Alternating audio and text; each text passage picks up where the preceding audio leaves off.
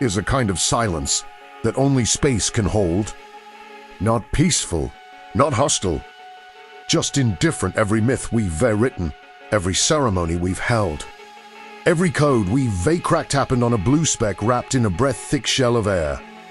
If Earth were a basketball, that atmosphere would be thinner than a coat of paint.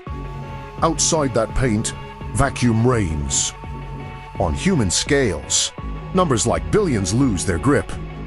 Our sun outmasses Earth by 333,000 times. Our galaxy holds hundreds of billions of suns. Beyond that, trillions of galaxies. Distance is measured in years of light travel. We are an exception, matter that can contemplate itself, atoms that ask why. This ability lets us ponder how the universe might one day change its own rules. In physics, vacuum isn't emptiness. It just feels like it's lowest possible energy. But lowest possible might not be truly lowest. Imagine sitting in a valley that feels like the bottom. A gentle shake could reveal a deeper valley beyond a ridge.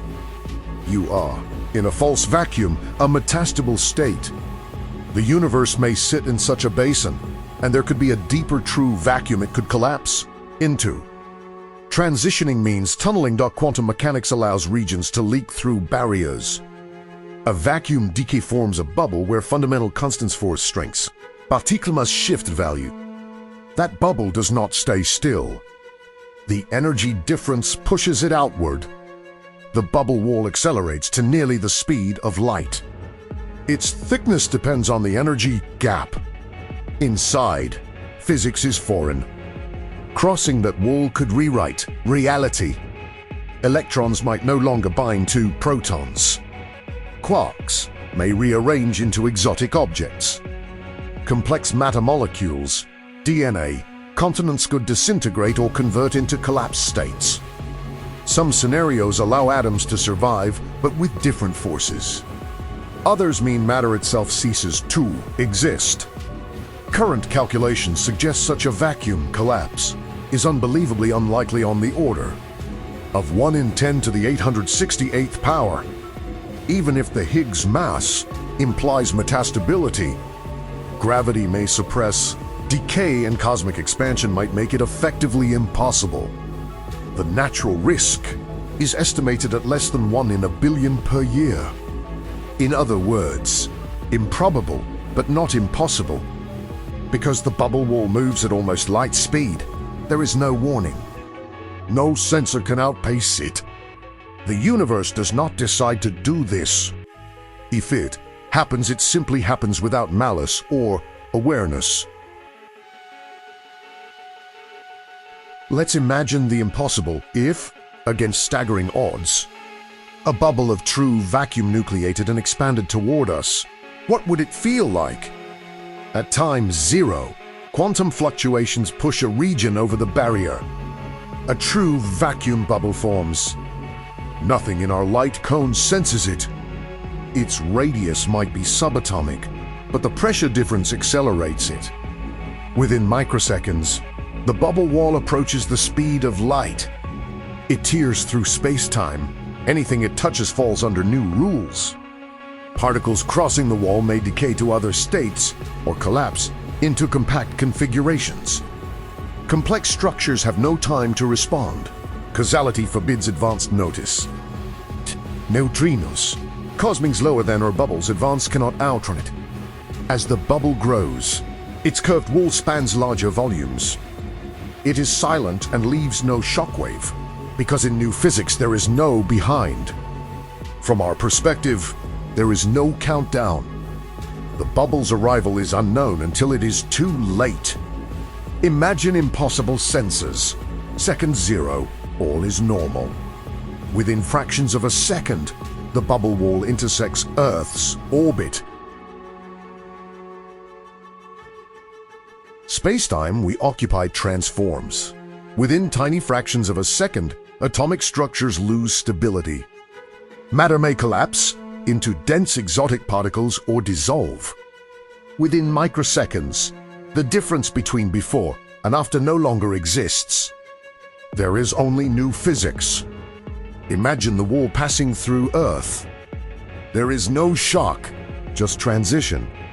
Mountains, oceans, and cities are transmuted or unbound. If the new vacuum's energy density is lower, space might expand differently. Matter might convert to pure energy or new fields. If the new vacuum is hostile to life chemistry, life ends instantly. There is no after in human terms. The bubble continues outward at light speed. Inside, a new universe evolves under new constants. Our history becomes a boundary condition to something we cannot imagine. It's possible the true vacuum could still permit complexity. Atoms might form different structures. Time might flow. Structures could survive. In that sense, vacuum decay is not purely annihilation but transformation.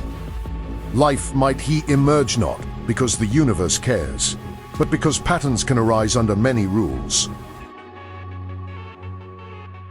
If this feels like science fiction, it makes sense.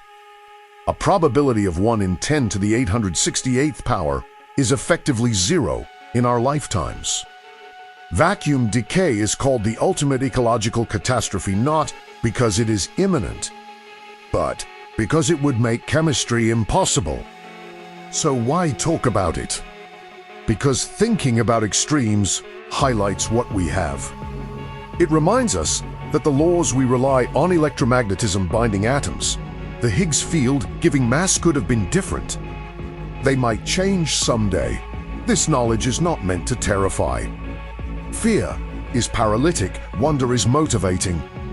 Understanding improbable threats expands our appreciation for the stability we enjoy.